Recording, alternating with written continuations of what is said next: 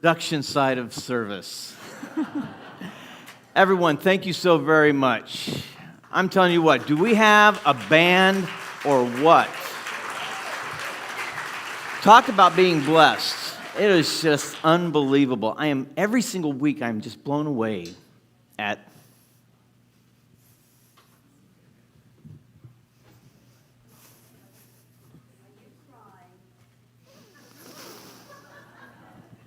No.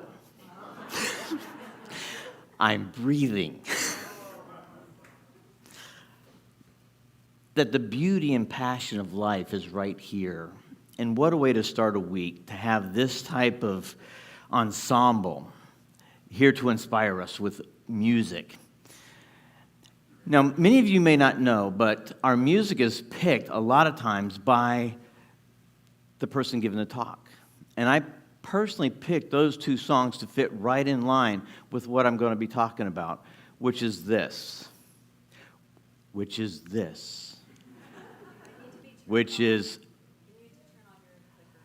I did.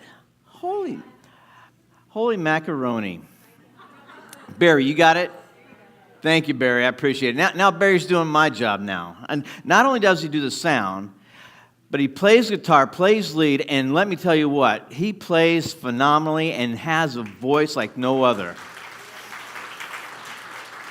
But you don't have to be in paradise to realize that you're already there, is my talk title.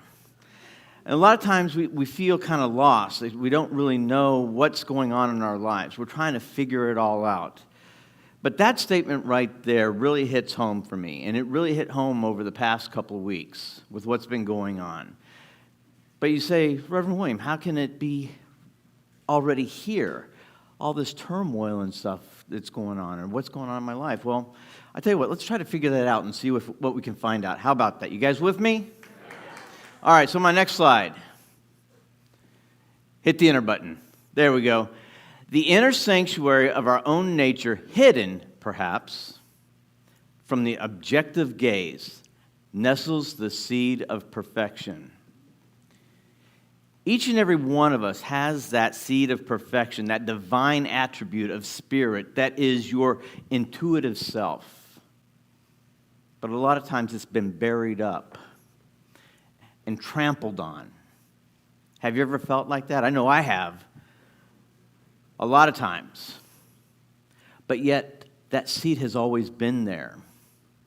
In fact, actually, I just realized that maybe all of that dirt, that compacting of life on top of that seed has actually protected it, has given it the nutrients, the ingredients for it to germinate.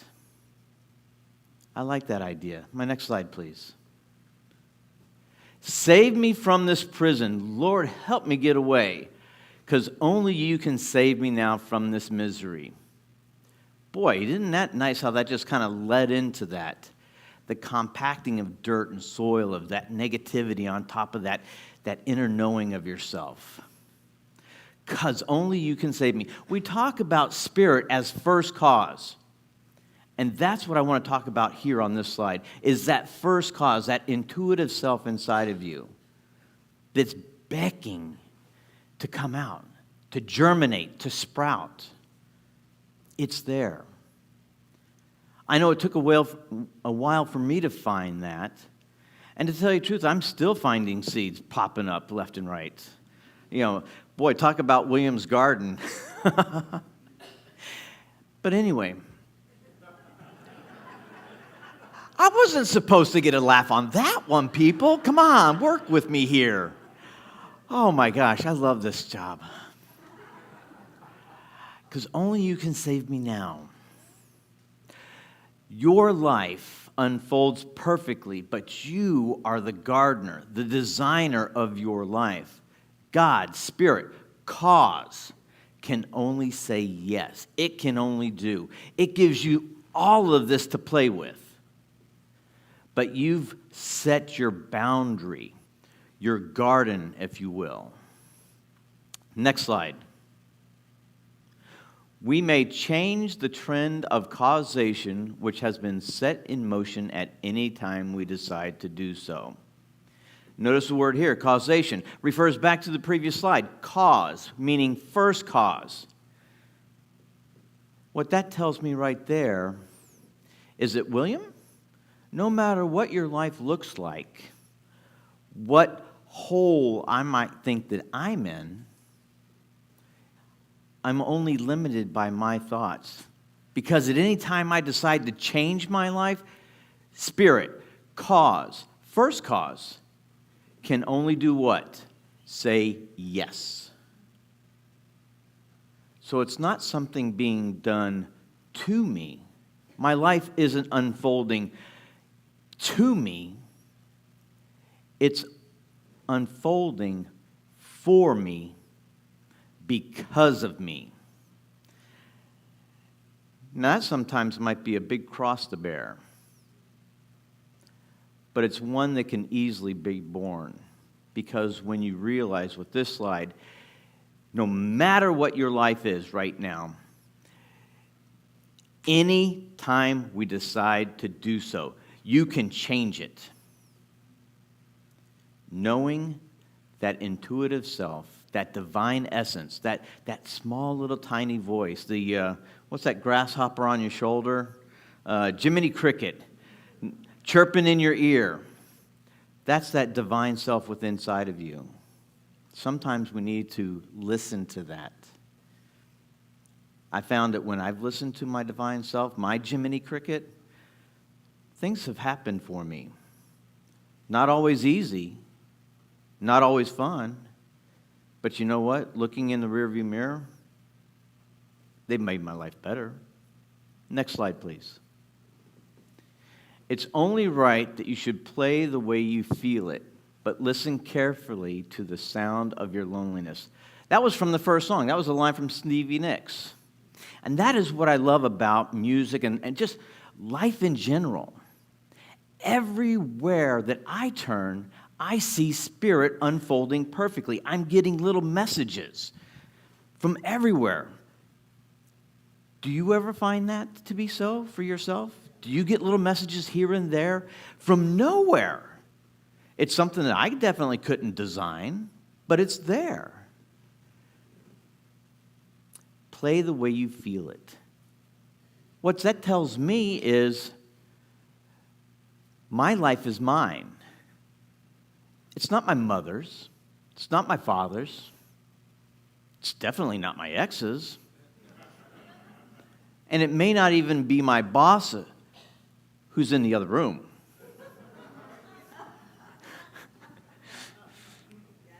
But listen carefully to the sounds of your loneliness. Now here, that might seem like a negative when you listen to that lyric, sounds of your loneliness. Because what do we first think of when we think of loneliness? Being alone, by ourselves, just in misery. But I want you to think about it this way. Your loneliness, isn't that the same thing when you go into meditation, you go to those meditations, they tell you, close your eyes, start breathing, and picture a little brook or a pond that's still, and feel that. Isn't that loneliness? You're alone. So in this lyric, in this line, your loneliness isn't being alone without anybody there. It's being alone so that you can hear that Jiminy Cricket, that intuitive self inside of you. When you sit in stillness and push everything else aside, and you're able to hear that quiet stillness. You don't? Well, Siri, listen up. I'm going to teach you. Did you guys hear that? I hope that came in.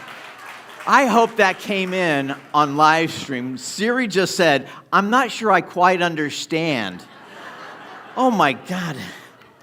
This is what I'm talking about. When you can play in your own spirituality, when you can play in your life and laugh at yourself, things unfold so beautifully that make me breathe. Not cry, breathe. Next slide, please. Don Miguel Ruiz says this. It's the first agreement, and Dr. Dale and I just taught this class, and it says this, the first agreement, be impeccable with your word is all you need to create a life of beauty. It will take you all the way to heaven. Now, when I first read that, I'm thinking, that doesn't sound quite right to me. But I know for myself that when I say that I'm going to do something, and not do something for somebody else, like, oh, I'm going to take out the trash or I'm going to do the dishes, but when I'm impeccable with my word to myself,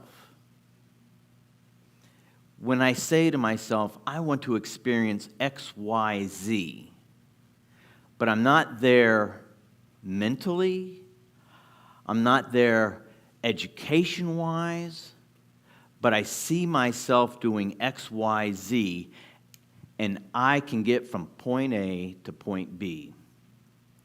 By listening to spirit and causation, things unfold perfectly. From one stepping stone to the next stepping stone, that path will be laid before you. Even though it may seem like a jungle in front of you, just know that Spirit works for you by means of what it does through you. And I love that. Who needs a gym when you have Spirit on your side? Next slide. Learning to trust will make us happy. Again, at first glance, that slide may be something outside of us. Learning to trust someone else, some other situation, some friend, some parent. But this philosophy is an inside job.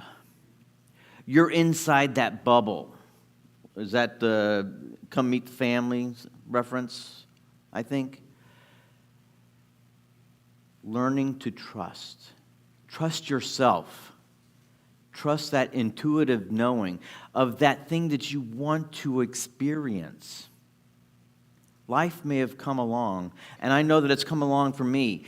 It's trampled, put soil on top of that seed. But when I've listened to myself and I've just allowed myself to just be William, it's amazing what this guy can do. Imagine what you can do when you listen to that intuitive self instead of listening to what others say about you. That's what we're talking about here. Learning to trust. Next slide, please. Have you ever told anyone about your dreams? How many times have they said, "What are you thinking?" I've done that a lot when I was a kid. I mean, talk about intuition. That's one thing that we did as a kid. Mom, Dad, I want to do this, this, this. I want to be this. I want to be an astronaut. Oh, that's good, kid. Yeah, you go. You do you, boo.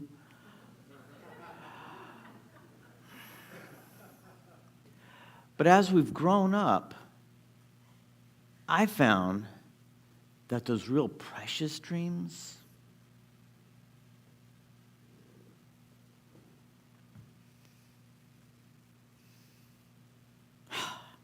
just breathing, those precious dreams, I kept buried away.